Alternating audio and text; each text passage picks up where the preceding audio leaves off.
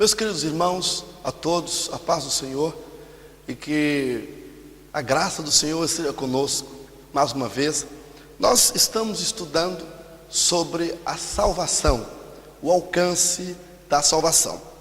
Para estudar sobre esse assunto, nós já fizemos um apanhado, um fundo, falamos de forma sintética sobre a história da salvação, falamos sobre a história da salvação, e nós também falamos sobre alguns pontos do calvinismo que envolve a doutrina da salvação. Falamos sobre Pelágio e falamos também sobre o arminianismo. Nós estamos no terceiro ponto do calvinismo. Nós estamos a fazer uma refutação aos pontos, aos três pontos do calvinismo. E quando chegar no último ponto do calvinismo, que é a perseverança dos santos, nós vamos falar sobre a possibilidade da perca da salvação. A salvação, de fato, não é algo tão melindroso, tão sensível como muitas pessoas pensam, meus irmãos, mas a Bíblia nos mostra possibilidades de se perder a salvação e qual é a condição e quando e como que isto acontece. Então, irmãos, nós vamos continuar nesse estudo. Os irmãos, orem por mim, para que Deus nos dê graça. Esse ponto, calvinismo e arminianismo, é uma discussão que dura mais de 500 anos, mas nós e a nossa igreja temos uma posição já tomada em relação a isso, até porque nós entendemos que o calvinismo, ou melhor dizendo, o ultra-calvinismo não é bíblico. O ultra-calvinismo é um apanhado de pontos isolados e é uma forçação de barra usando como base a soberania de Deus e usando-a de forma inadequada, porque da forma que é usada, deixa de fora a capacidade, a faculdade de raciocínio do ser humano, como se o ser humano fosse um animal irracional. E na verdade nós não encontramos isso na Bíblia. A Bíblia é clara, de Gênesis a Apocalipse, em mostrar que o homem é um ser racional, que o homem usa a sua inteligência, que o homem tem capacidades, faculdades para decisão, e Deus é quem soberanamente deu isso ao homem. Então o nosso ponto hoje é a expiação limitada ou expiação ilimitada. A grande pergunta que envolve esse tema, expiação limitada ou expiação ilimitada, é: o que Jesus foi fazer na cruz? O que de fato Jesus fez na cruz? Jesus morreu na cruz para salvar apenas um grupo, o grupo de eleitos? Ou Jesus foi na cruz e o seu sacrifício na cruz tornou a salvação acessível a todas as pessoas? Nem todas as pessoas serão salvas, mas que a salvação e o sacrifício de Jesus na cruz tornou a salvação acessível a todos os homens, sim ou não? Então, envolvendo essa pergunta que nós vamos estudar e abordar e discorrer sobre esse ponto: salvação ilimitada e salvação limitada, ou melhor, expiação limitada ou expiação ilimitada, melhor dizendo. A expiação ilimitada é o argumento que Jesus morreu para tornar acessível a salvação a toda a humanidade sem distinção. Agora, a expiação limitada é o ponto dos calvinistas, que diz que é o argumento em que Jesus morreu na cruz apenas para os eleitos. Bem, nós vamos analisar as duas doutrinas. Nosso propósito é mostrar qual delas há mais coerência bíblica, meus irmãos. Qual que é a mais coerência? Porque existem esses dois pilares, existem essas duas correntes teológicas, mas qual tem mais coerência?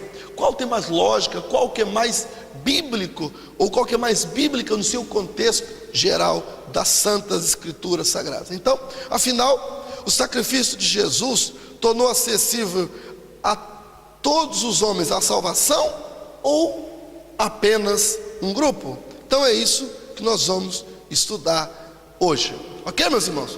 Então os irmãos podem fazer o favor de anotar, os irmãos podem anotar suas dúvidas, e os irmãos poderão fazê-lo hoje, após essa reunião. Os irmãos podem fazer, e nós vamos abrir um espaço para perguntas, ou então os irmãos também podem mandar suas perguntas por e-mail. Meu e-mail é wallacedosanjos@hotmail.com. Wallace com L só, WALACE, Wallace dos Anjos@hotmail.com. Os irmãos podem mandar para mim as suas dúvidas, as suas perguntas, as suas colocações. Nós vamos tentar responder, ok? No início, alguns irmãos estavam procurando, querendo saber sobre o nosso curso que nós estamos a fazer. Eu estou a estudar, eu sou mestrando em interpretação bíblica aplicada, e nós estamos estudando com muita veemência os originais das escrituras, o grego e o hebraico. Tudo que envolve o contexto de uma interpretação bíblica, nós estamos estudando. Toda aquela gama de argumentos e de questões que precisam ser pautadas e colocadas para se interpretar um texto. O método que nós usamos é o gramatical histórico, que envolve o texto. Nós cremos na inspiração verbal e plenária das escrituras. Toda escritura é inspirada por Deus. Todas as palavras são inspiradas por Deus. Então nós cremos na inspiração total da escritura, e essa base que nós usamos para interpretar as escrituras, ok? Então, expiação limitada. A expiação limitada é o ponto dos calvinistas, e a expiação ilimitada é o ponto dos arminianos. Expiação limitada tem a sua base em João 17:9, que diz, a palavra de Jesus na oração intercessória em João 17: eu rogo por eles, não rogo pelo mundo, mas por aqueles que me deste, porque são teus. O versículo 20 diz: eu rogo não somente por estes, mas também por aqueles que pela sua palavra hão de crer em mim. João 17:15 diz: não rogo que os tires do mundo, mas que os guardes do maligno.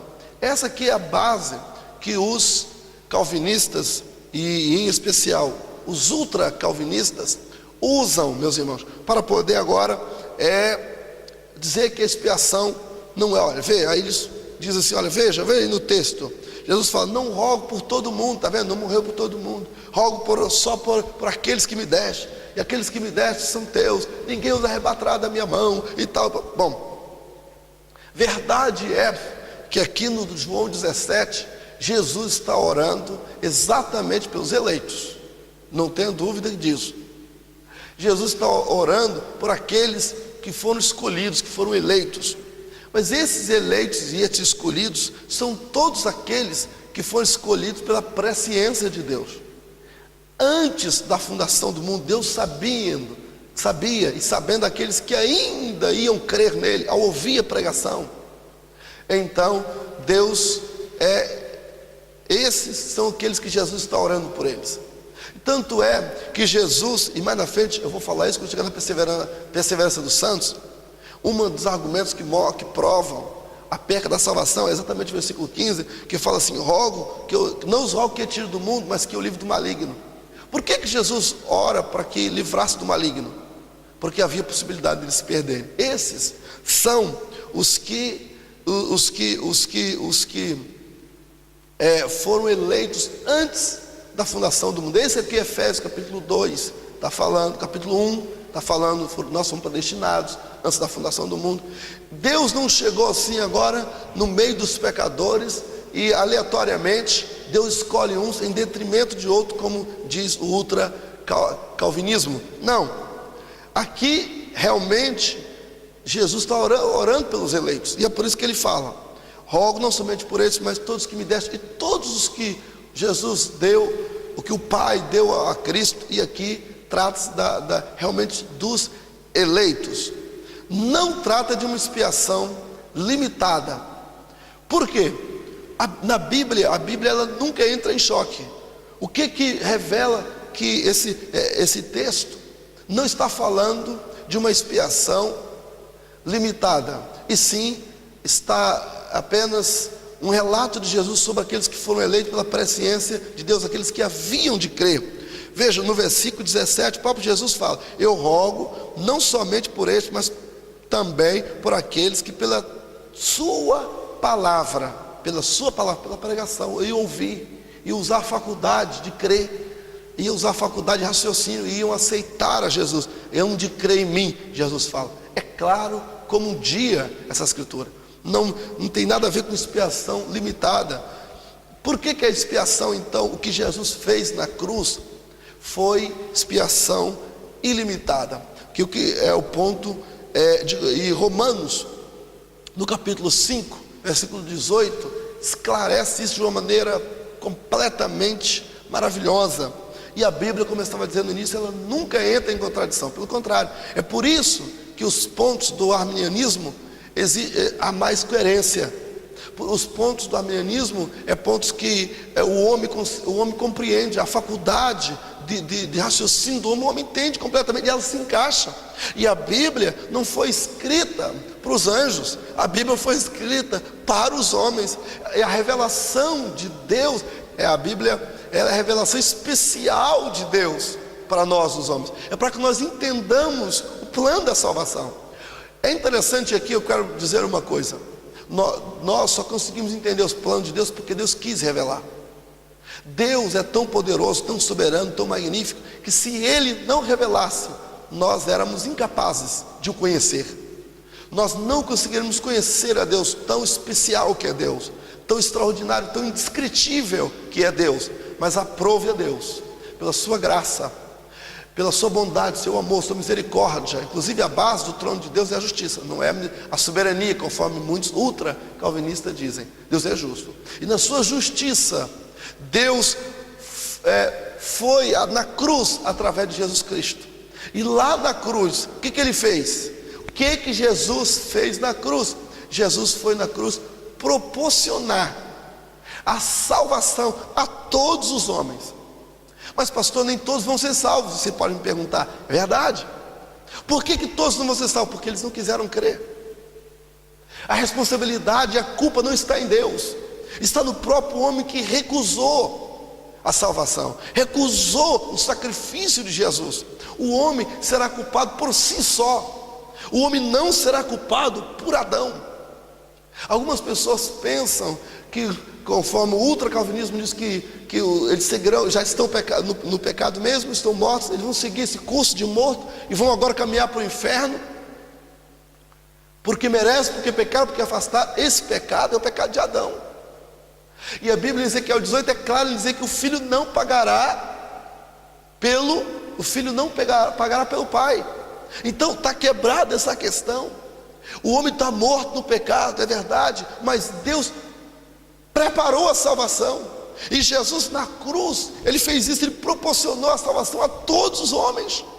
E agora o respaldo bíblico em Romanos capítulo 5, versículo 18, coisa linda: portanto, assim como por uma só ofensa veio o juízo para todos os homens. Olha, aqui é a prova mais clássica que a expiação não é limitada, e sim ilimitada. Olha, portanto, assim como por uma só ofensa veio o juízo a todos os homens para condenação. Aí vai aqui a prova da salvação, a prova que a expiação é ilimitada. Assim também por um só ato de justiça veio a graça sobre todos os homens para justiça e vida. Versículo 19 fala: porque assim como pela desobediência de um só homem muitos foram constituídos pecadores, assim também pela obediência de muitos serão constituídos justos. Quando na Bíblia, e os ultracalvinistas sabem disso, em muitas passagens da Bíblia, a Bíblia usa a palavra muitos. Na ceia, por exemplo, há uma passagem lá em Mateus que fala que o sangue de Jesus está usado para a remissão de muitos. Aqui o apóstolo Paulo também usa essa expressão, muitos. Entretanto, o contexto da escritura, nós não podemos usar a palavra muitos para dizer que a expiação é limitada. Pelo contrário, o contexto, Jesus falou, o contexto das Escrituras, em tantas palavras de Jesus, de Paulo, dos apóstolos, é claro que Deus não faz acepção de pessoas. A Bíblia diz que Jesus, lá, porque Deus amou o mundo de tal maneira, que deu seu Filho unigênito, para que todo aquele que nele crê, olha, todo que crê, mesmo que não houvesse a palavra mundo, porque Deus amou, mesmo que não houvesse lá a palavra mundo, porque Deus amou, ou talvez os eleitos, mesmo que se assim o tivesse, não é? Deus enviou o seu Filho, para que mas a seguir tem a palavra, para que todo aquele que nele crê. Então o reforço não é só a palavra mundo, mas sim todo aquele. Então o contexto do versículo não há hipótese de dizer que a salvação e que a expiação nesse caso é limitada. A expiação, ela é completamente ilimitada, ou seja, ela possibilita que todo que crê pode ser ou possa ser salvo.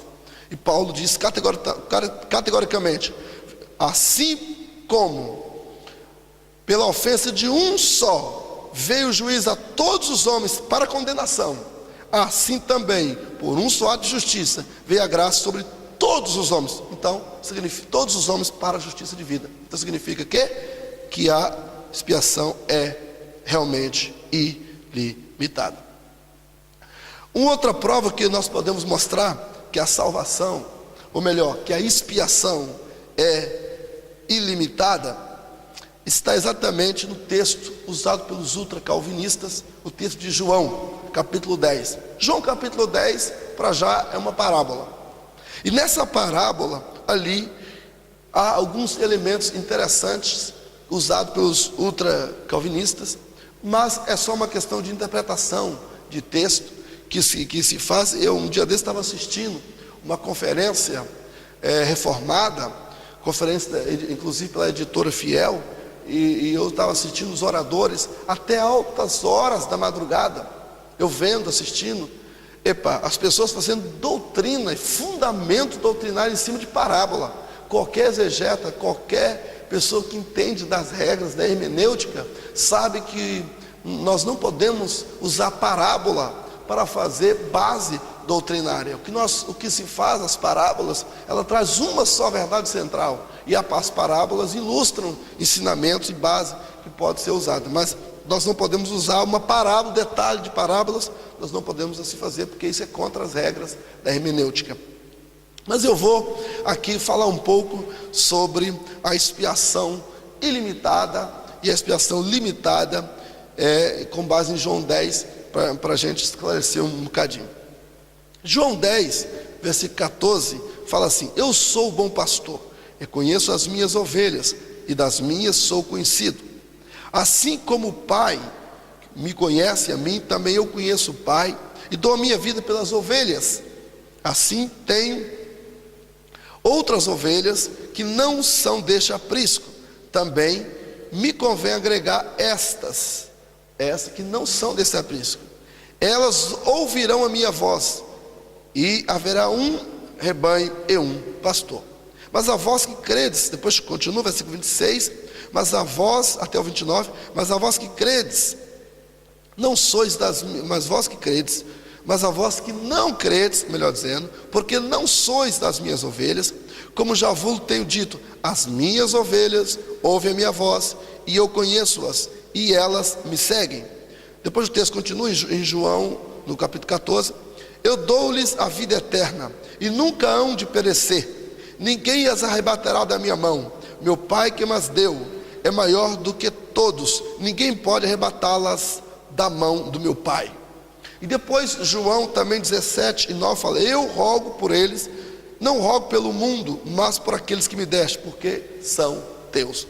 Esse texto, ou estes textos, constituem a base para os ultracalvinistas que defendem a expiação limitada.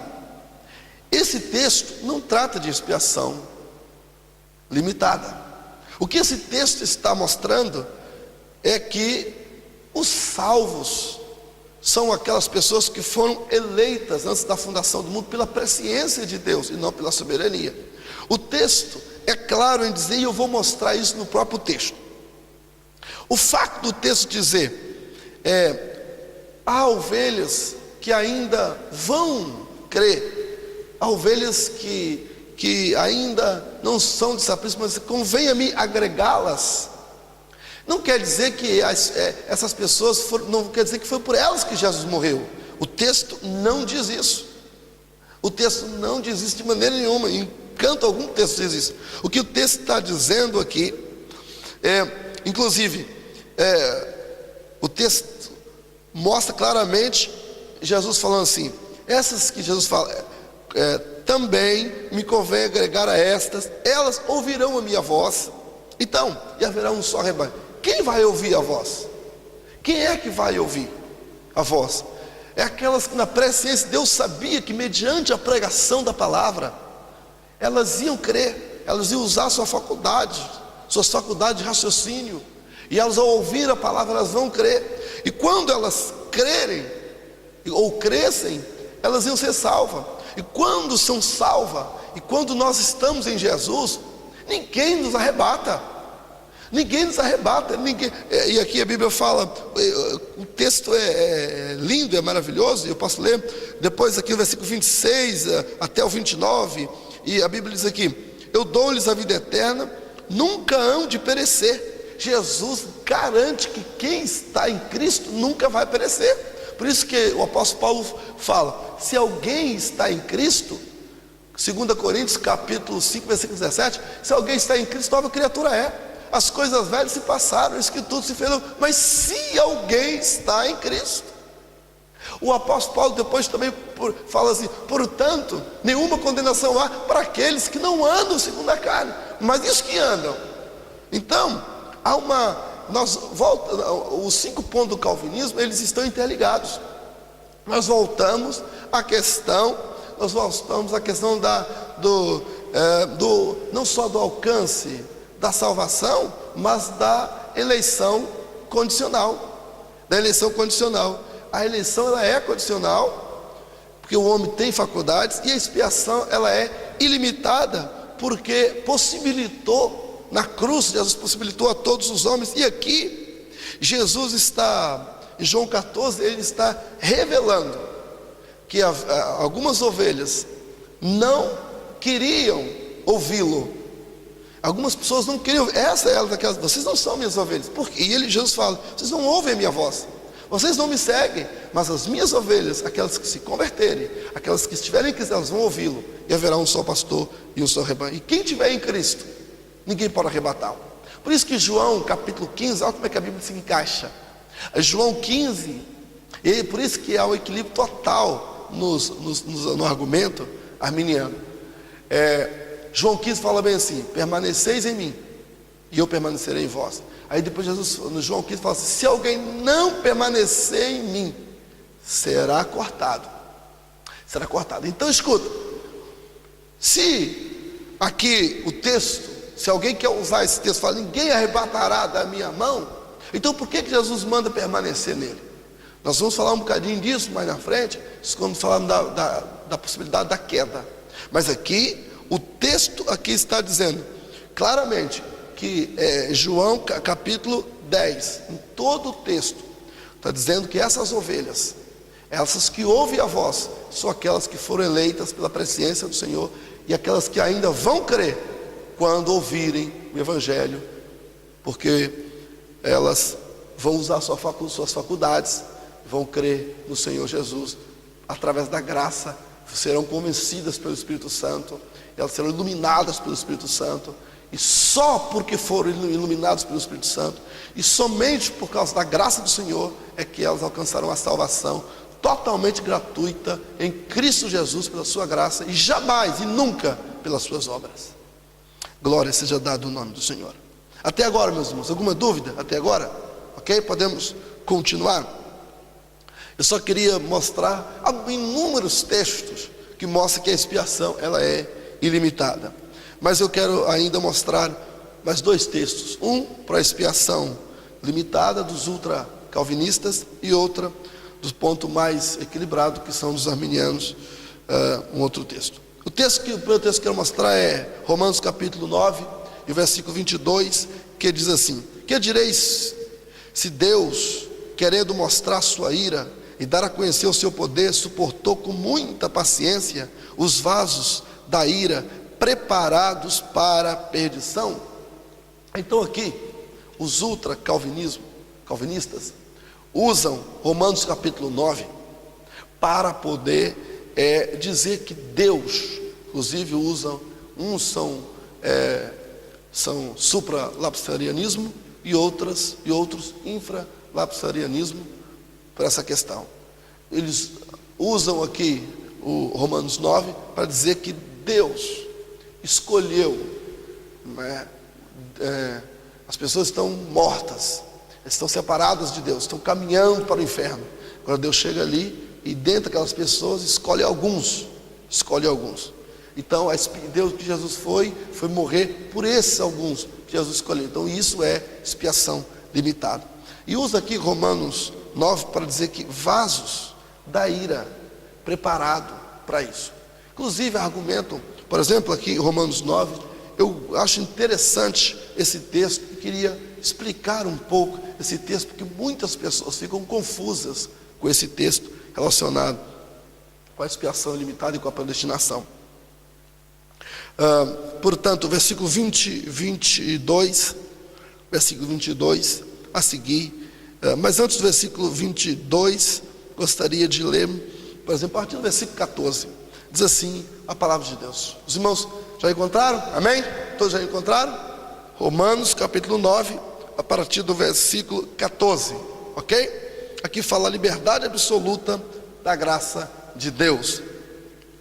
É o tema que está na Bíblia, que, embora esse título que você quer colocado não está inspirado, vamos nós. Isso é colocado pelo homem, não é? Bom, versículo 14. Que diremos, pois? Que há injustiça da parte de Deus? De maneira alguma. Pois diz Moisés: compadecer-me-ei, pois dizia Moisés: compadecer-me-ei de quem me compadecer, e terei misericórdia de quem eu tiver misericórdia. Assim, pois, não depende de quem quer, nem do que corre, mas de Deus que se compadece. Porque diz a Escritura a Faraó: por isso mesmo te levantei, para em ti mostrar o meu poder, e para o meu nome seja anunciado em toda a terra. Logo, pois, compadece de quem quer, e endurece quem quer. Dir-me-ás então: por que se queixa ainda? Porquanto quem resiste à sua vontade? Mas, ó homem, quem és tu? E que a Deus replicas? Porventura a coisa formada dirá quem a formou: por que fizeste assim? Ou não tem o oleiro poder sobre o barro, para da mesma massa fazer um vaso para a honra e outro para a desonra? Que direis se Deus, querendo mostrar a sua ira e dar a conhecer o seu poder, suportou com muita paciência os vasos da ira preparados para a perdição? Para que também desse a conhecer as riquezas da sua glória para os vasos da misericórdia, para que para a glória já dantes preparou, os quais somos nós, a quem também chamou, não só dentre os judeus, mas também de entre os gentios, como também diz em Oséias: chamarei meu povo a quem não era meu povo, e amado a quem não era amado. E aqui, irmãos, pronto, esses versículos, e não só, todo o texto aqui vai discorrendo, o capítulo 9 de Romanos, esse texto jamais está falando da expiação limitada. Jamais esse texto está falando da eleição incondicional. Jamais.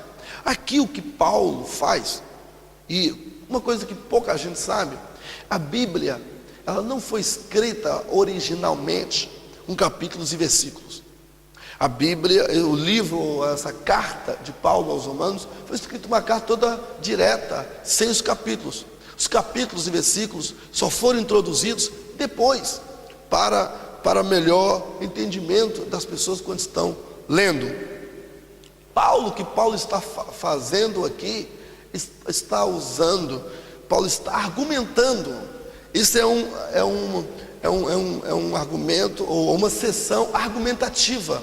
Aqui trata-se de uma sessão argumentativa. Em momento nenhum Paulo está afirmando, Paulo está levantando possibilidades.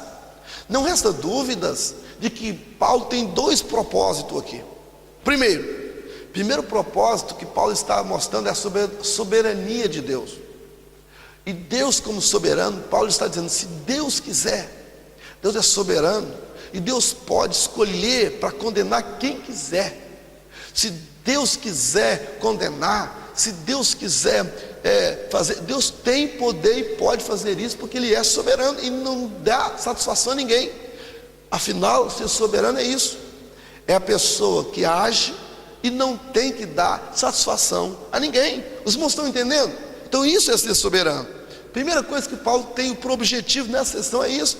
O segundo objetivo de Paulo é argumentar possibilidades. Então Paulo está falando que isso é possível, mas Paulo não está afirmando que foi isso que Deus fez. Se Paulo estivesse afirmando que foi isso que Deus fez, Paulo entraria em contradição consigo próprio em outros lugares. Depois, quando Paulo fala que Deus não faz acepção de pessoas, então como é que Deus não faz acepção de pessoas? Escolhe uns para salvação e outros para perdição? Como é que o próprio Paulo diz que Deus, lá em Romanos capítulo 5, versículo 18, que diz que por um só ato de justiça, como é que Paulo fala uma coisa dessa? Por um só ato de justiça, Deus salvou a todos, ou melhor, Deus proporcionou misericórdia para com todos.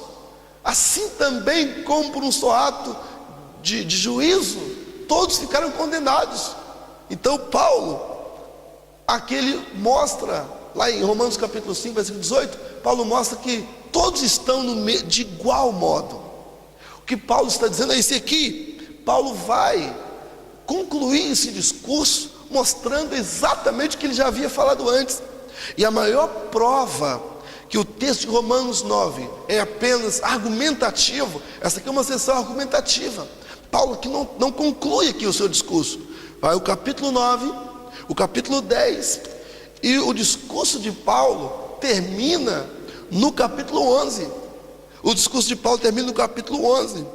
E no capítulo 11, você pode ler todo o capítulo, pode ler o capítulo 10, você não vai ver que não há final ali. Paulo está argumentando essas possibilidades. Se Deus quiser fazer, Deus pode fazer. Deus pode fazer. Uma das regras da hermenêutica é que nós não podemos fazer doutrinas com partes isoladas da Escritura. É ver o seu contexto. O contexto é muito importante. Se, por exemplo, eu vou dar só uma ideia de contexto para que nós possamos entender e clarear esse aqui que eu estou dizendo. Por exemplo, eu estou conversando e eu falo assim, eu amo São Paulo. Você ouviu só essa frase. Você não ouviu toda a conversa. Agora você fala, não sabia que você gostava tanto assim da cidade de São Paulo, lá no Brasil. Para você, afinal, você é paulista? Eu, não me referi. Eu não me referi à cidade. Não, mas não sabia que você gostava tanto de futebol, então você torce para São Paulo. Não, também não. Não, eu não entendo nem de futebol. Então o que você estava dizendo? Eu me referia ao apóstolo Paulo, o apóstolo São Paulo.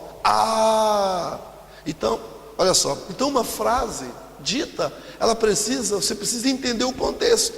E para você entender o contexto, você tem que ler tudo que está em volta. Eu não posso pegar uma porção do capítulo 9 e dizer que fazer uma doutrina em cima disso.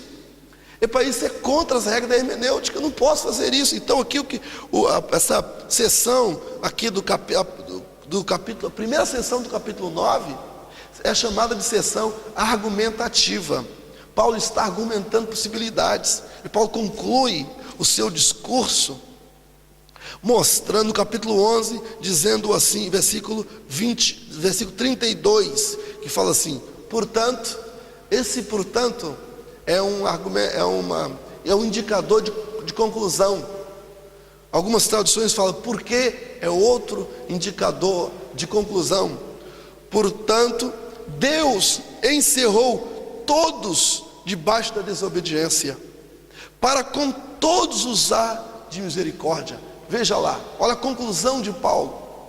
Essa conclusão de Paulo está em completa sintonia com o restante da carta de Paulo aos Romanos, inclusive com o capítulo 5 e o versículo 18, que fala assim: pois assim como por uma só ofensa veio o juízo para todos os homens para a condenação, assim também um só ato de justiça veio a graça sobre todos os homens para a justificação da vida.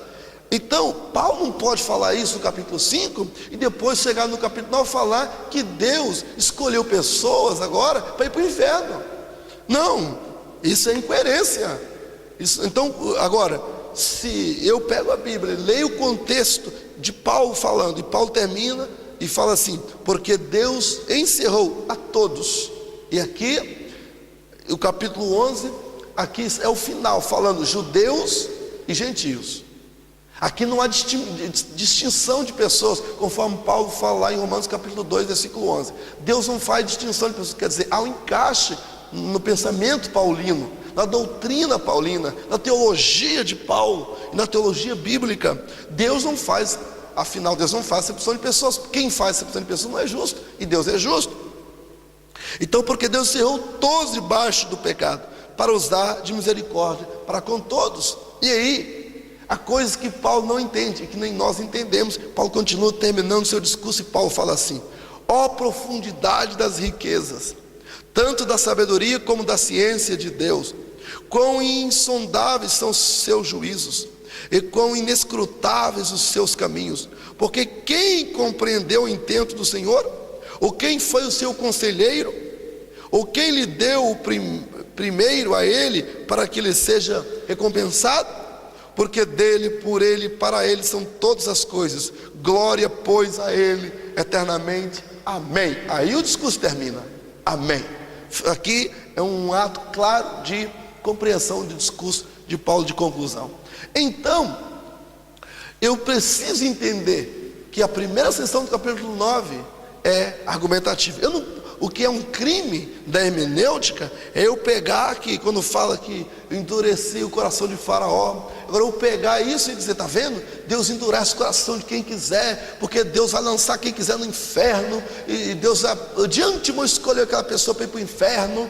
A pessoa, por mais que a pessoa possa ouvir a pregação e correr para a fé, ela nunca será salva, porque de antemão ela foi escolhida para ir para o inferno. Deus escolheu aquela pessoa para ir para o inferno.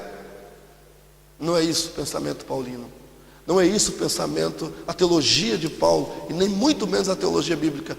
Paulo é categórico em dizer todos, todos, todos. Para provar isso, que a expiação ela não é limitada, e sim ilimitada, Paulo escrevendo a Tito, capítulo 2, versículo 11, diz assim: porque a graça de Deus se manifestou, trazendo salvação a todos os homens. É interessante, João capítulo 12, versículo 47, o Evangelho diz assim: se alguém ouvir as minhas palavras e não as guardar, eu não julgo, pois eu vim não para julgar o mundo, mas para salvar o mundo. Jesus fala: se alguém ouvir minha palavra, está vendo? Ouvir a condição. Se alguém ouviu, se não crê, eu não julgo. Ali Jesus está na condição de salvador do mundo, não está na condição de juízo. Então ele fala: como salvador, a minha função agora é salvar, eu não julgo, porque eu vim foi salvar. Eu não vim para salvar, eu não vim tornar ou fazer expiação apenas para um grupo. A minha expiação foi feita para tornar possível a salvação o mundo inteiro, ou para tornar possível a salvação de todos, pois a graça de Deus foi manifestada, trazendo salvação a todos os homens. Tito 2:11. E contra as escrituras, essa coerência bíblica é mesmo falta de coerência, é mesmo agir de forma leviana com as escrituras. Contudo, respeito e respeitamos e devemos respeitar quem pensa o contrário, mas a coerência bíblica nos indica que o que Jesus fez na cruz do Calvário foi proporcionar a expiação a todos os homens, proporcionar a salvação a todos os homens. Não significa dizer que todos vão ser salvos, mas que todos terão oportunidade de ser salvos. Eu queria que você pensasse nisso. Eu queria que você pensasse: será que você está aproveitando o que Jesus fez na cruz do Calvário por você? Será que você está ouvindo a palavra nesta noite? Será que nesta oportunidade, será que você vai rejeitar, você vai virar as costas, você não vai dar valor à graça de Deus e o sacrifício tão brutal, tão glorioso? Ninguém poderia pagar essa dívida, mas Jesus quis pagar. Será que você vai rejeitar? Nesta oportunidade, pensa nisso, irmão, meu amigo, pensa nisso. Glória seja dada ao nome do Senhor. Enquanto você pensa, nós vamos falar um bocadinho sobre a graça irresistível. Sabe por quê? Porque o que você poderá estar a fazer nesta hora, ao ouvir a palavra de Deus, você poderá estar resistindo à graça de Deus. E será isso possível? Vamos ver na palavra de Deus, não é?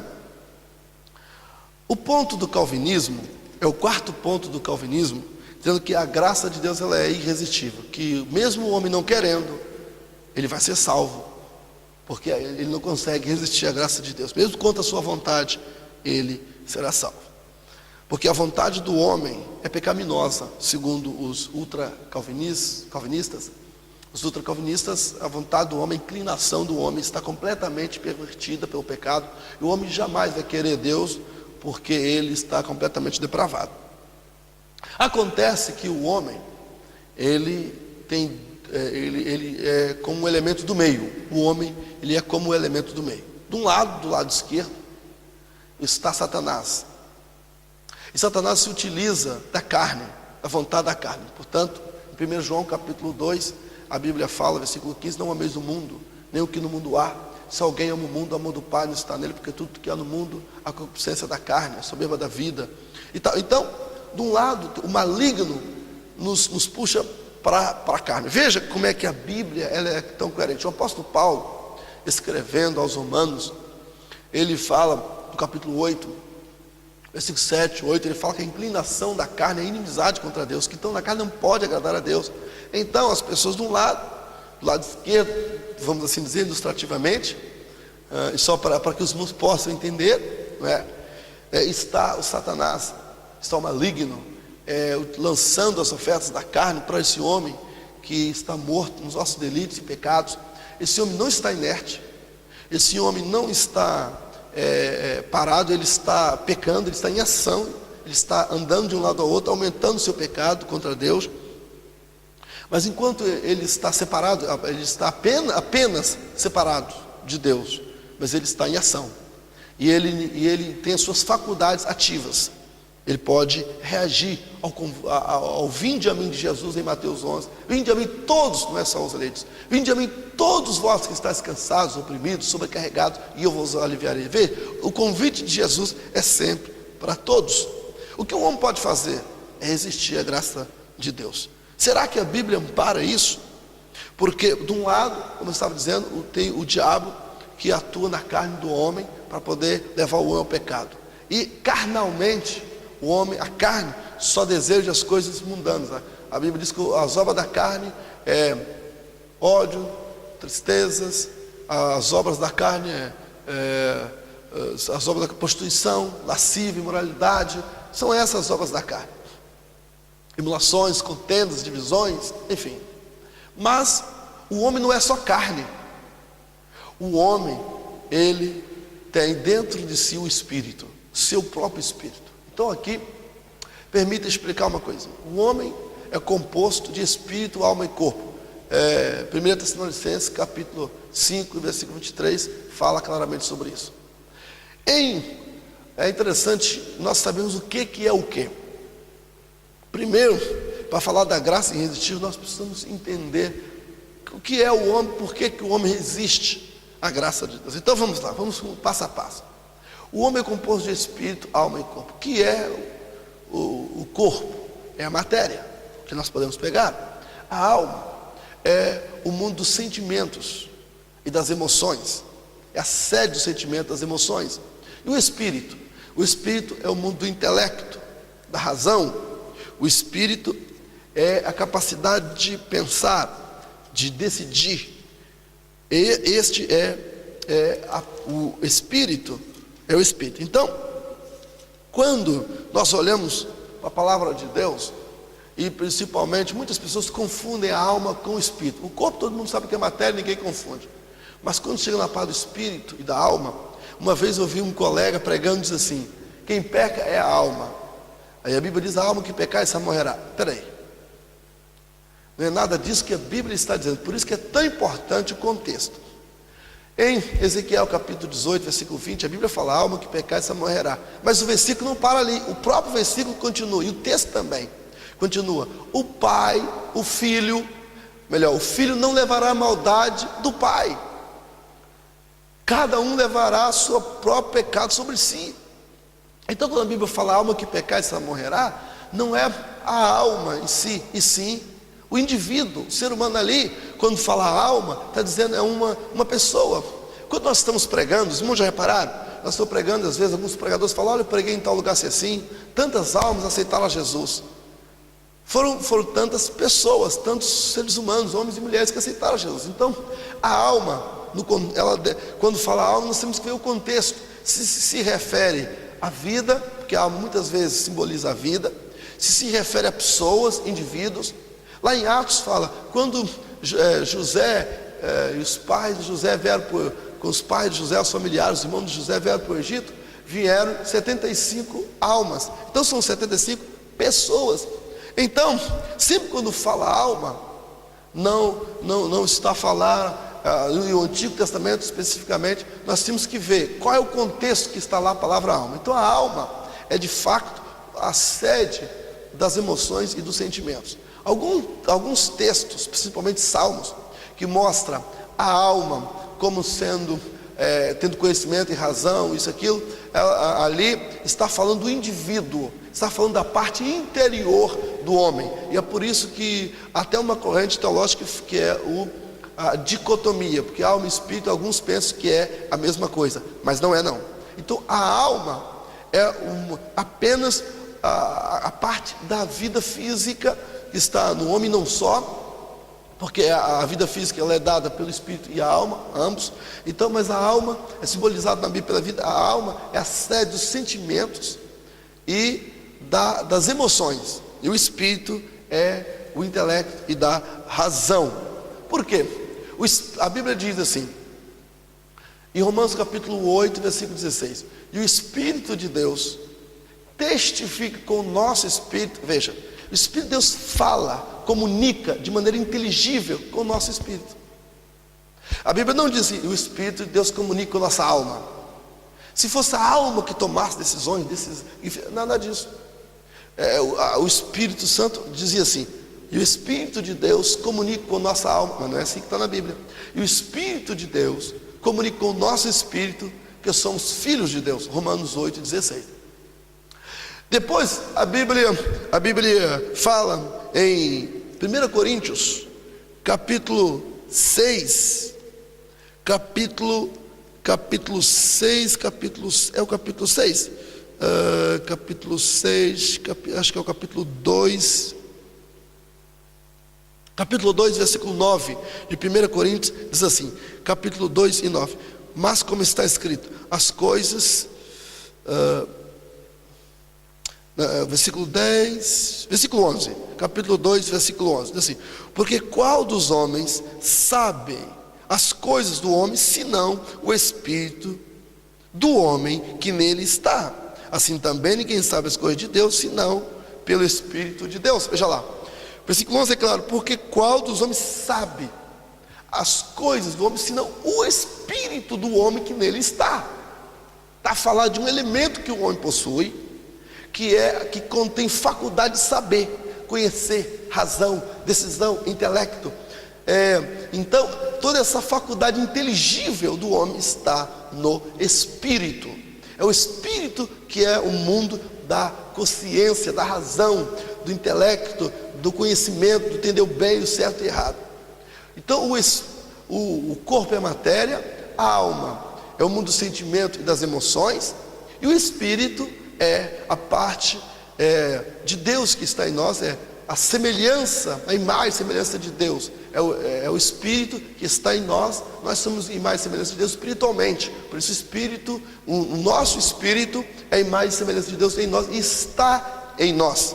Quando o homem pecou, o homem não perdeu o Espírito, então ele não perdeu a imagem e semelhança de Deus. Embora ele seja ofuscado por causa do pecado, a pessoa está separada de Deus, mas ele não perdeu isso, ele é inteligível. Então, vamos voltar aqui na graça é resistível ou irresistível. Por que a graça é resistível? Porque de um lado tem Satanás que usa a carne para levar o homem para o pecado. Do outro lado tem o Espírito Santo que nos convence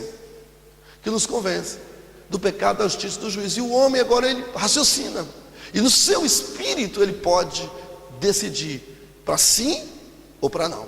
Tanto é que Jesus, na oração sacerdotal, ele fala: oro não pelo mundo, oro para que os guarde não do mundo, mas que os livre do maligno.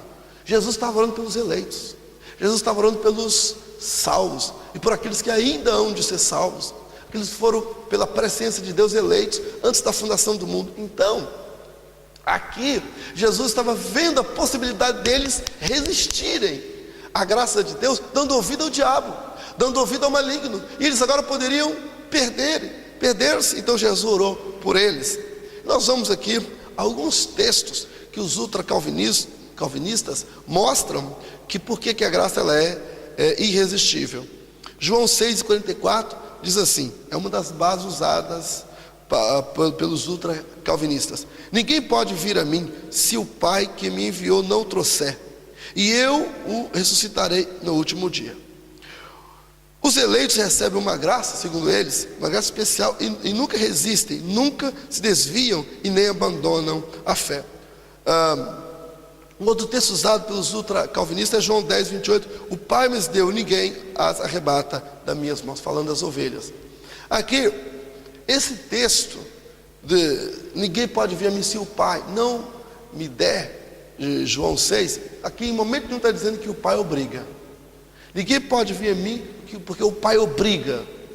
Não está em questão a obrigação. É claro que ninguém por si só, a pessoa, o pecador, ele tendo a faculdade, como eu disse, a faculdade do Espírito que está nele, de inteligência, de razão, ele agora pensa: eu estou miseravelmente no pecado, agora eu vou me voltar para Deus. Ninguém pensa isso por si só. É o Espírito Santo que o mostra, que o ilumina, que ele está nas trevas, que mostra que ele tem que mudar de vida, e ele olha para si e sente vergonha.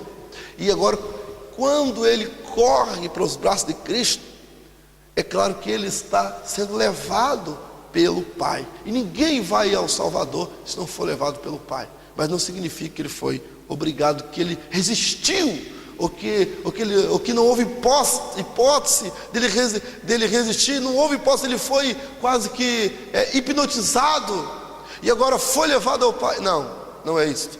Ele ouve a palavra e pode decidir sim ou não, e então ele usa a faculdade, foi iluminado pelo Espírito Santo, a graça de Deus veio sobre ele, ele corre, levado pelo Pai, porque se o Pai não derramasse a graça, se o Pai não enviasse o Espírito Santo, ele não teria condição de correr até o Salvador, jamais o iria fazer, porque estava morto nos delitos e pecados, separados nas trevas, nunca ia conseguir ver a graça de Deus. Mas o Pai enviou o Espírito Santo para isso. Então, por isso que Jesus disse isso.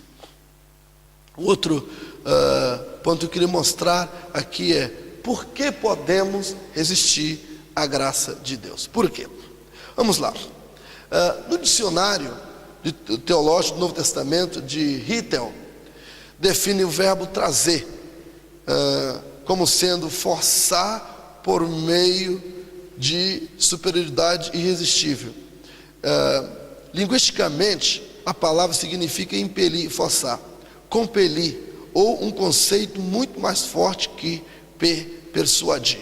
Então, quando fala aqui, ninguém pode vir a mim, senão o Pai que me enviou, esta palavra não o trouxer, do dicionário, a palavra aqui é, linguisticamente, lexicamente falando, forçar por meio de superioridade irresistível.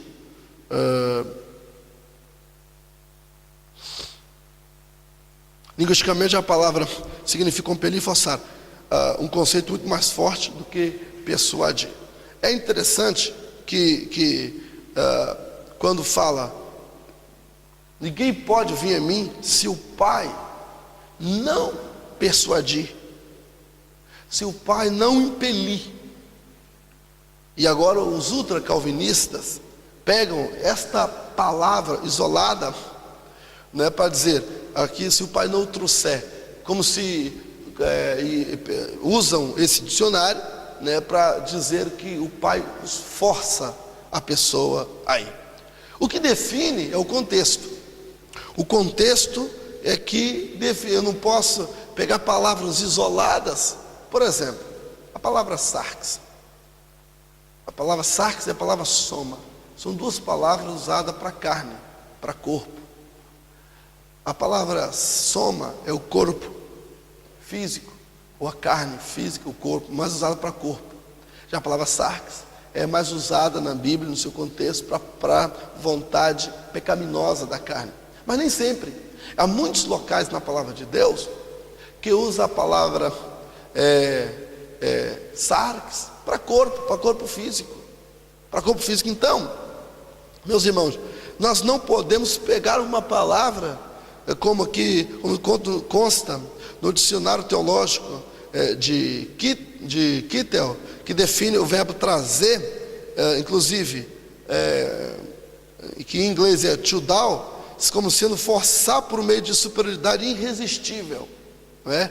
Então, os ultracalvinistas pegam essa palavra isoladamente e agora falam assim: ninguém pode ver o Pai se o Pai os força a ir.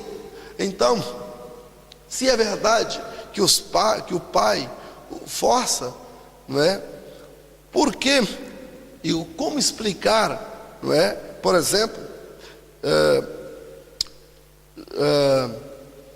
exemplo, Atos, capítulo 7, e o versículo 51, quando Estevão, pregando, ele fala assim: homens de dura cerviz, incircuncisos de coração e ouvido, vós sempre resistis o Espírito Santo, assim vós, como também vossos pais. Então escuta, não é uma palavra isolada, conforme está lá em João 6,44, ninguém pode vir a mim se o Pai não trouxer. Como eu já disse e expliquei aos irmãos, a palavra, se trouxer ali, embora no dicionário, diz, naquele dicionário no dicionário de quem? Dicionário teológico do Novo Testamento de Kittel, define trazer como forçar por meio de superioridade irresistível.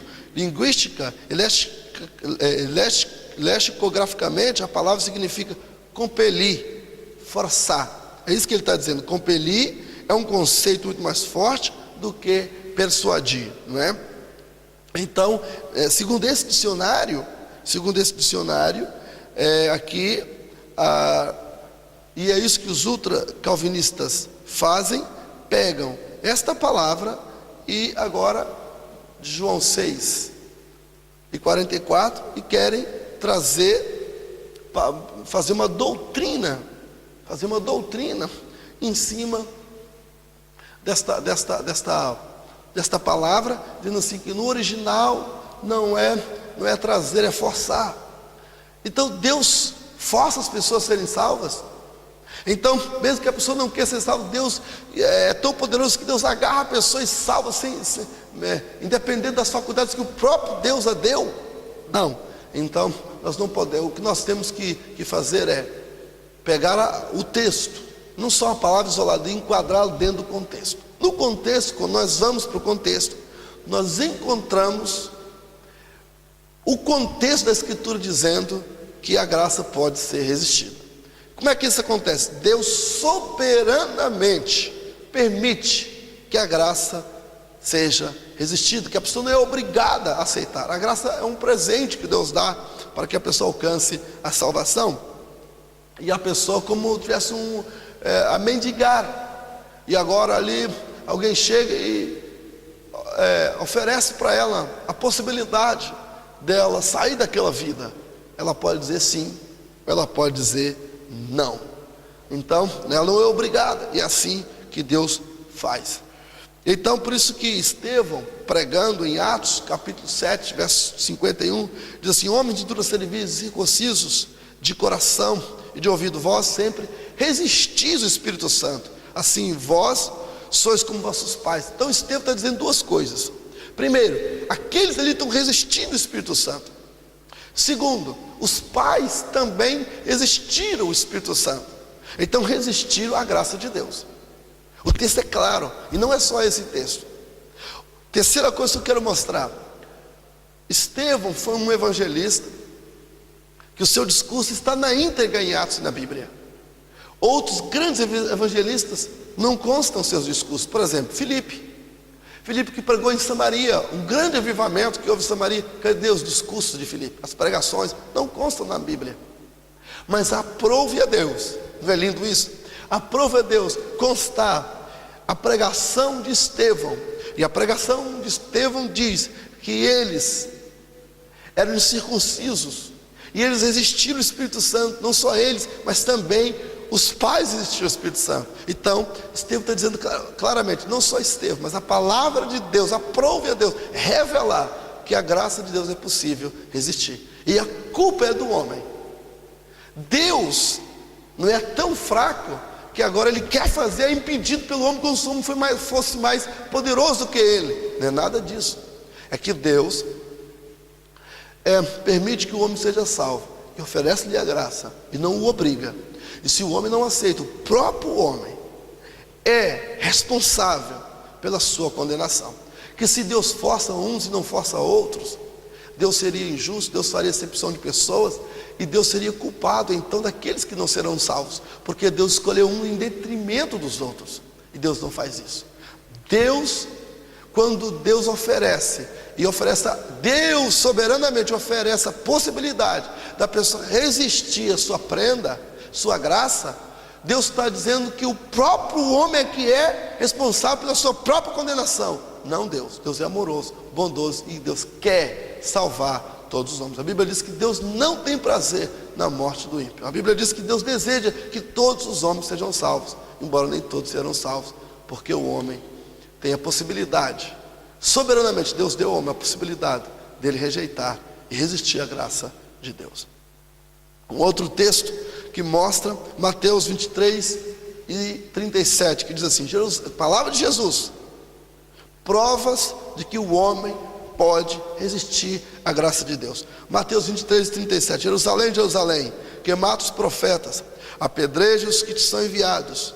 Quantas vezes quis eu ajuntar os teus filhos, como a galinha junta os seus pintinhos debaixo das tuas asas, e tu não quisestes. E tu não quiseste. Jesus disse, olhou para Jerusalém e profetizou: quantas vezes eu quis te ajuntar e você não quis? Então Jesus errou.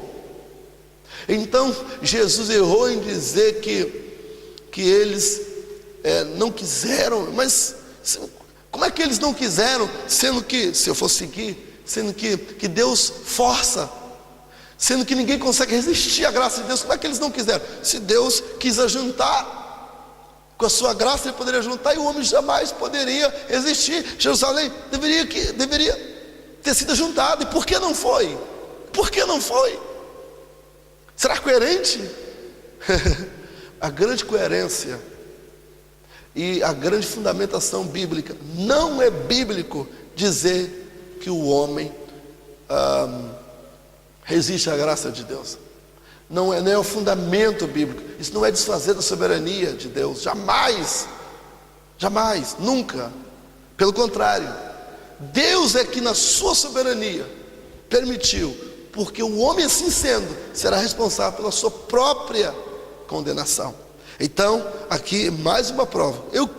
Quantas vezes eu quis te ajudar, mas vocês não quiseram. Olha, vocês que resistiram, vocês rejeitaram, não é? Outra prova, mais um texto, para ninguém dizer que é textos isolados. Lucas 7:30.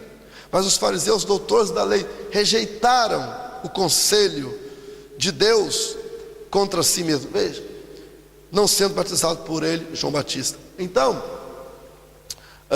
ou pelos discípulos de Jesus, não sendo batizado por ele. Então aqui Lucas 7,30 está claramente dizendo, os fariseus, doutores da lei, não quiseram, eles rejeitaram, Mas outro texto, João 5,40, não quisestes vir a mim para terdes vida, e não quereis vir a mim para terdes. Vocês não quiseram vir. Se vocês viessem, teriam vida, mas vocês não quiseram vir. Segundo Crônicas 24:19 diz, já o apoio do Velho Testamento. Porém, enviou profetas entre eles, para os reconduzir ao Senhor, mas eles não deram ouvido, não quiseram. Atos 7,39, ao qual nossos pais não quiseram obedecer, antes rejeitaram em seu coração, se tornaram ao Egito. Não quiseram vir, não quiseram. Deus enviou profeta, Deus fez isso, eles não quiseram. Lucas 13:3, se vós não arrependerdes, todos de igual modo perecereis. João 1:11-12, veio para que era o seu, e os seus não receberam. Ele veio para os seus não quiseram receber, mas a todos quantos receberam, deu-lhes o poder de serem feitos filhos de Deus, aos que creem no seu nome. Então, veja lá que aqui a Bíblia está dizendo, veio para que eram os seus não receberam, eles não quiseram. Então, mais uma prova de que a graça de Deus pode ser resistida. É interessante como muitas pessoas usam determinadas parábolas às vezes para dizer que ninguém vai resistir à graça de Deus, que já está o número determinado dos salvos e tal, não é assim. Na cruz, Jesus fez uma expiação ilimitada. O que é isso? Possibilitou a salvação a todos os homens que crescem. Todos que crescem, a porta ficou aberta. Qual é a maior evidência de que a porta ficou aberta? O véu rasgou de alto a baixo. Então ali a cortina foi quebrada. E Jesus estava dizendo, não há mais separação. Todos que quiserem, todos os que abraçarem a fé em Jesus, poderão ser salvos, conforme João 1:11-12.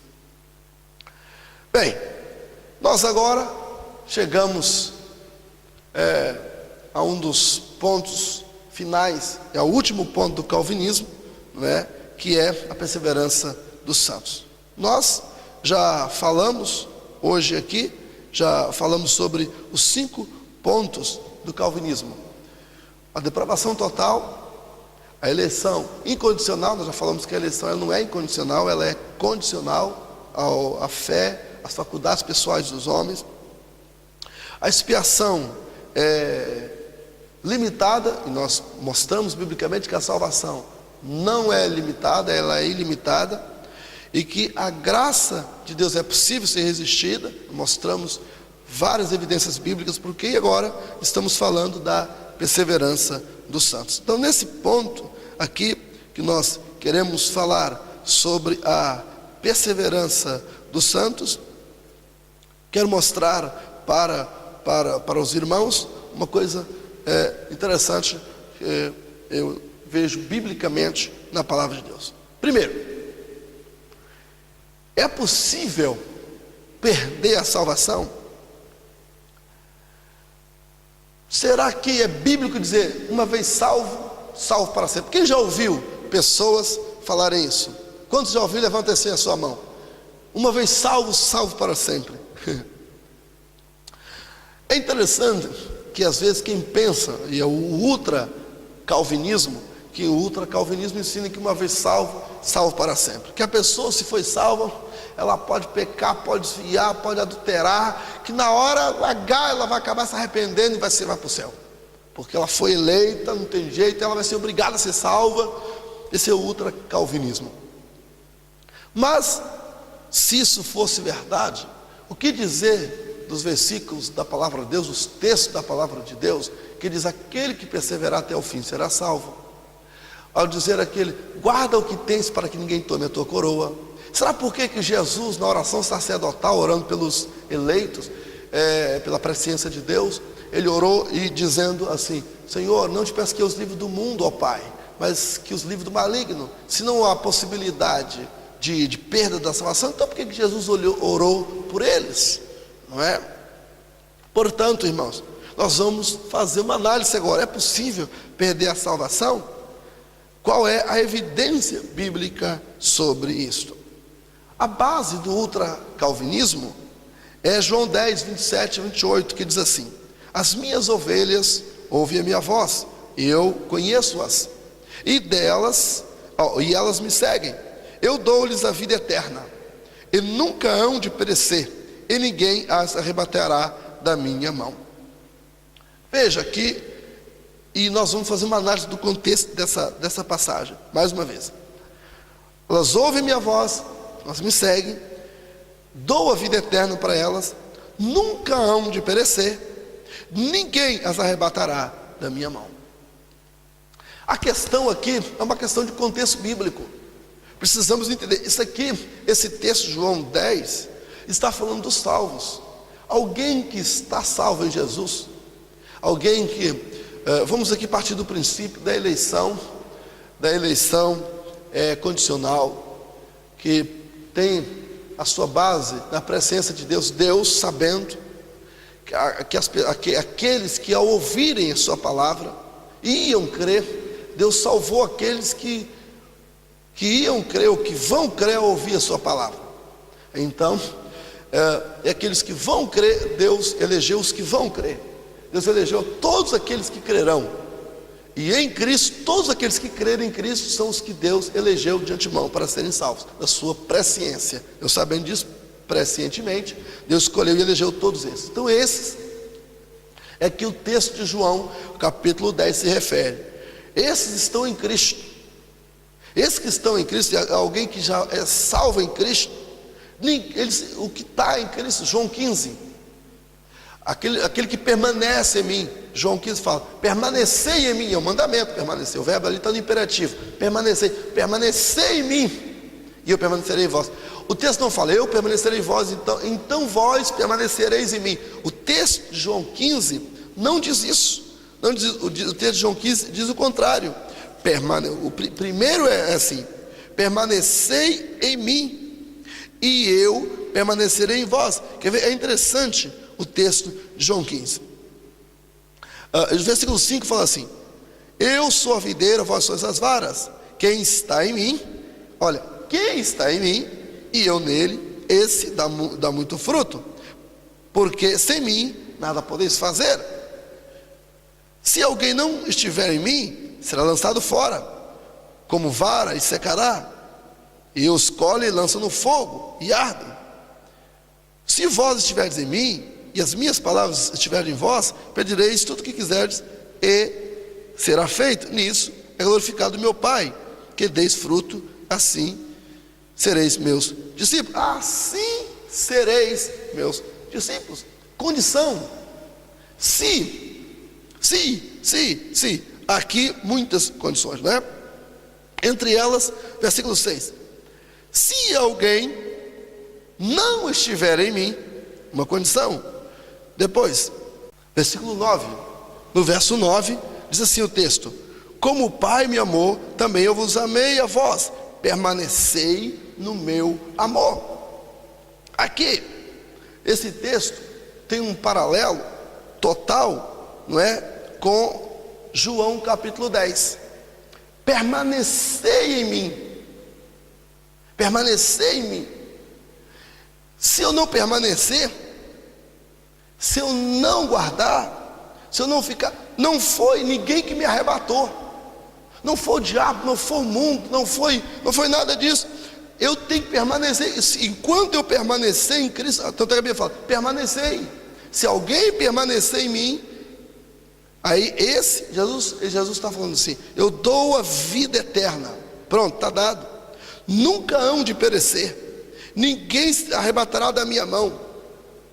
porque o Pai me deu e tal, e o Pai é mais poderoso e tal. Ótimo.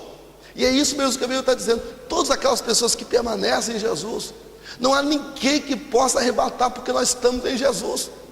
Agora, se nós de livre e espontânea vontade afastarmos do Senhor, aí então a coisa complica. Então vamos ver aqui alguns textos da palavra de Deus que mostra a possibilidade da queda. Porque esse texto de João é o único texto que fala, não é, que o Pai me deu, ninguém as arrebatará da minha mão. E esse texto é um paralelo com certeza com João capítulo 15, que esse texto está falando dos que foram eleitos, dos que são salvos e daqueles que permanecem em Cristo. Enquanto eu permanecer em Cristo, não há ninguém que nos arrebata de Cristo, porque eu estou nele, ele é a videira, eu vou dar fruto e pronto. E é verdade que ninguém vai nos arrebatar. Não há nenhuma contradição disso com a perca da salvação. Agora, é possível perder a salvação? Como é possível? E se é possível, onde a Bíblia mostra isto? Hebreus capítulo 6, verso 4 a 6.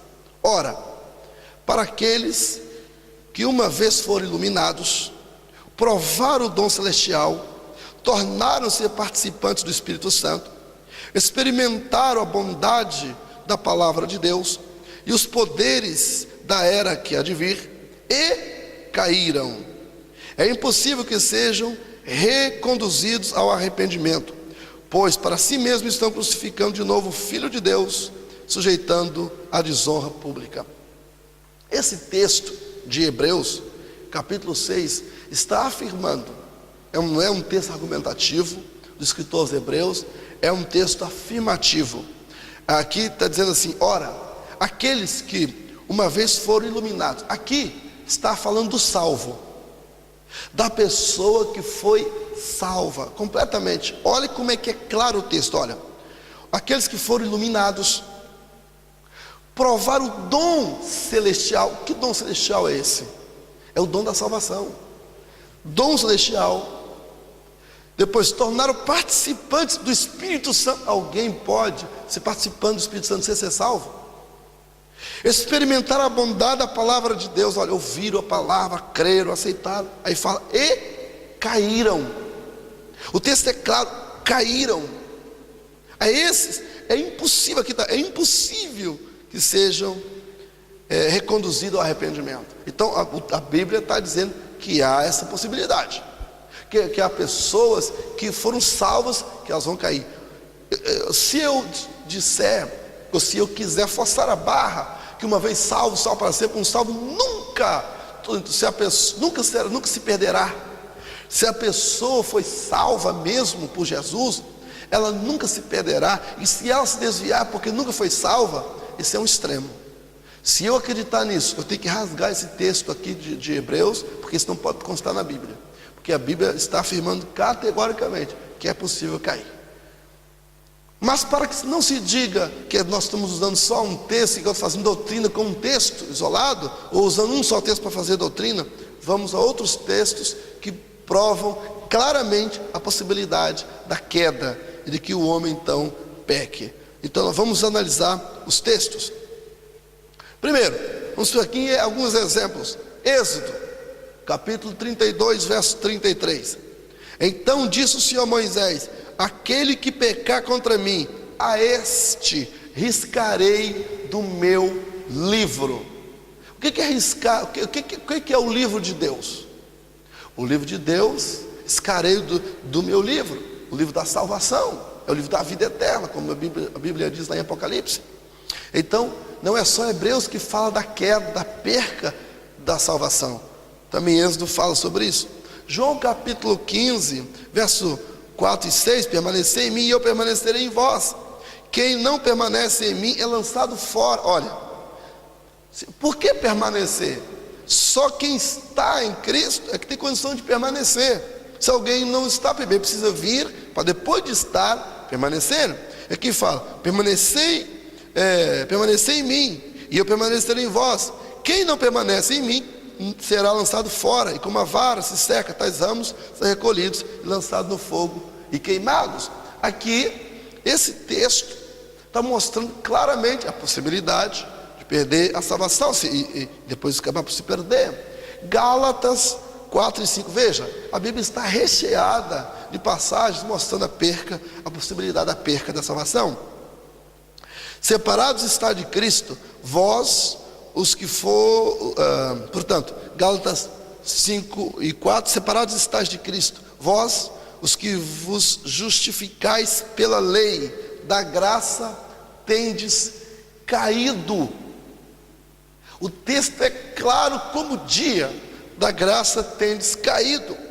Outro texto falando, né, da possibilidade de queda. Tito 1 e 14, não dando ouvidos a fábulas judaicas, nem aos mandamentos de homens que se desviam da verdade. Outro exemplo clássico de que a pessoa pode se desviar da verdade e então cair da graça de Deus.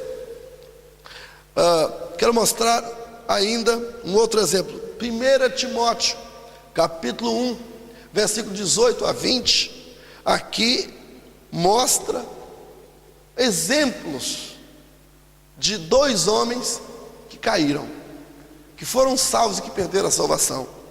Este mandamento te dou, meu filho Timóteo, que segundo as profecias que houve acerca de ti, milite por elas, boa milícia, conservando a fé e a boa consciência, a qual alguns, rejeitando, fizeram naufrágio na fé. Nota a expressão, Timóteo, conserve, porque alguns naufragaram, afundaram, perderam-se, perdeu a salvação. Quer dizer, há mais pessoas, entre esses foram Himeneu e Alexandre, os quais entreguei a Satanás para que aprendam não blasfemar. Aqui, aí quando lá em Hebreus citou o exemplo, alguém pode dizer, é o apóstata. Mas quem é que é apóstata?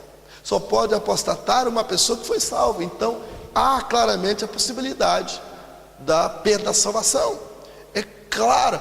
Agora veja quantos textos eu estou a citar, ao contrário de apenas um texto de João, capítulo 10, e é um texto que trata-se de uma parábola, e agora as pessoas fazem uma doutrina que nunca as pessoas vão perder a salvação com base numa parábola em um só texto.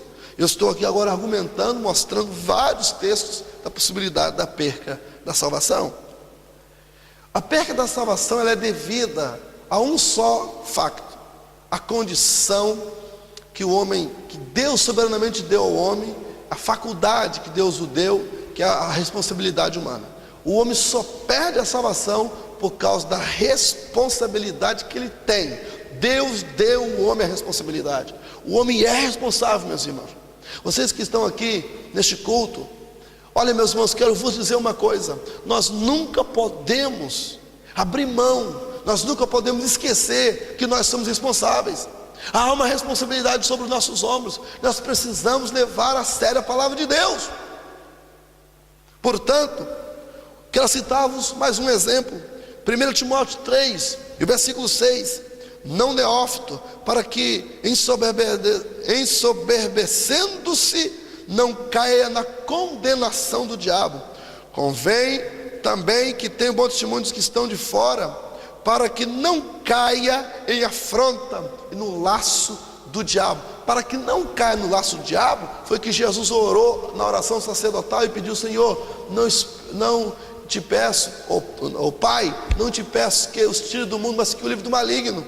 Porque como Paulo escreveu a Timóteo, sabendo que as pessoas podem cair da graça, como podem perder a salvação, como podem cair no laço do diabo, foi que Jesus orou e que Paulo também advertiu a Timóteo, porque sabia dessa real possibilidade. Por isso, a coerência total bíblica, apoio bíblico.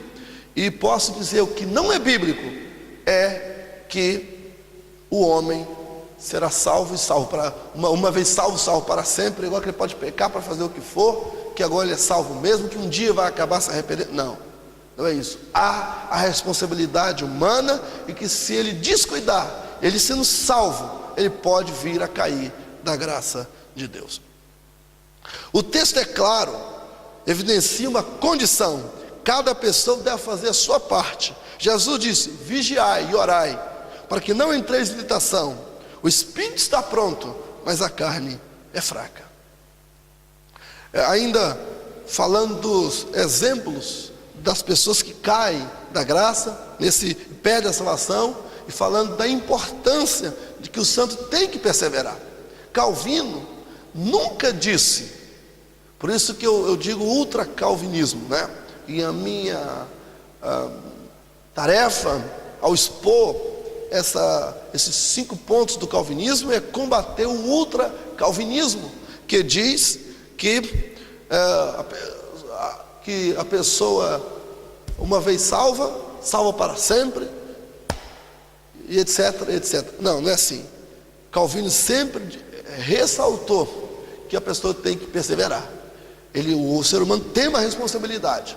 E nesse ponto que o homem tem a possibilidade, ou tem responsabilidade, concordo com Calvino que ele tem responsabilidade, mas eu vou além, que há a possibilidade do homem cair.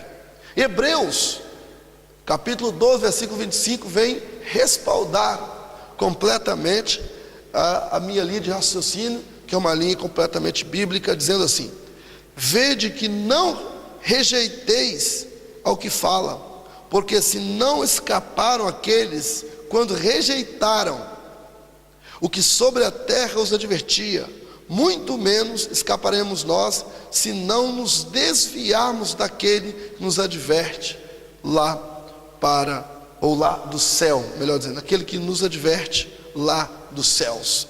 Quem é aquele que nos adverte? Por que nos adverte? Então, e por que o escritor aos Hebreus diz assim: vede que não rejeiteis, porque eles rejeitaram e caíram e pecaram e foram riscados do livro de Deus, conforme lá em Êxodo fala. Então aqui o escritor aos Hebreus está mostrando que alguém eleito. Ninguém pode dizer que os israelitas, o povo de Deus não eram escolhidos. Eles eram escolhidos, entretanto foram riscados seus livros, seus nomes, perderam a salvação, porque o escritor aos Hebreus vem mostrar isso, que eles rejeitaram. Aqui veja, aqui quando fala eles rejeitaram, primeiro mostra que podem resistir à graça de Deus. Segundo, mostra que eles podem cair da graça de Deus. Eu quero terminar falando que a perda da salvação é descrito e advertido ao longo de todas as escrituras, com o propósito de levar os fiéis a perseverarem.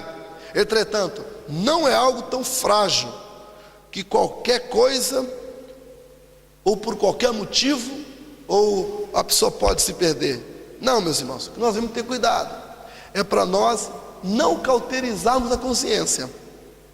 Porque sabe o que o Espírito Santo faz? O Espírito Santo, ele nos mostra. O Espírito, quando nós erramos, quando nós falhamos, o Espírito Santo mostra-nos que nós agora precisamos abandonar aquela prática pecaminosa. Mostra-nos que nós devemos nos arrepender. O Espírito Santo nos confronta. É isso que João escreve no capítulo 8, versículo 16, salvo erro. Ele diz que o Espírito Santo nos convence do pecado, da justiça, do juízo. É isso que ele faz. Ele nos convence que estamos errados. Ele nos mostra, ele nos adverte. É mesmo isso que ele faz. Agora, se eu continuo falando, que nada, que isso não é nada, que agora eu estou resistindo ao Espírito Santo, conforme Estevão falou, conforme muitos relatos bíblicos, conforme nós já mencionamos. Então eu estou resistindo à graça de Deus, estou resistindo ao Espírito Santo. Eu estou aí, Efésios capítulo 4, versículo 30, diz assim: não entristeçais o Espírito Santo. Por que ele fala isso? Então, se eu começo a entristecer o Espírito Santo vai se afastando. O Espírito Santo se retira então de mim. E a Bíblia lá em Mateus capítulo 12, versículo 43, fala assim: quando um espírito imundo sai do homem, anda por lugares áridos, buscando repouso, então não acha volta. Se ele achar a casa vazia, então ele entra em último estado desse homem, e ele leva consigo mais 7 espíritos piores do que ele, e o último estado desse homem é pior do que o primeiro. Por quê? Se o homem aceitou a Cristo, o homem foi salvo, agora se o homem entristece o Espírito Santo, agora apaga o Espírito Santo, né? Se o homem naufraga na fé, o Espírito Santo sai dele, o demônio vem e se apodera da vida dele, o estado dele é pior do que o último. Então, essa possibilidade, ela é real, Então, a perca da salvação, é claro, não é algo tão frágil assim. Se a pessoa pecar, ele não perdeu a salvação porque ele pecou. Se ele se arrependeu, ele deve correr para Jesus, confessar seus pecados. A Bíblia diz que ele confessa e deixa, alcança misericórdia. Mas o que encobre nunca prosperará. 1 João capítulo 1, versículo 9: se confessarmos nossos pecados, Deus é fiel e justo para nos perdoar e purificar de toda injustiça. João capítulo 2, verso 1, fala: filhinhos, não pequeis, mas se vocês pecarem, tem um advogado. Mas irmãos, para eu ter um advogado, eu preciso lançar a mão do advogado, preciso recorrer ao advogado. Se eu peco, se eu não recorro ao advogado, se eu viro as costas ao advogado, como que eu vou ser beneficiado? Como que esse advogado vai interceder por mim? Como? De maneira nenhuma. Então, é assim que acontece a perca da salvação, é o abandono do advogado que é Jesus, é virar as costas ao Espírito Santo, é naufragar na fé, é entregar-se ao pecado, ao erro, à imoralidade, sem ouvir a voz do Espírito Santo.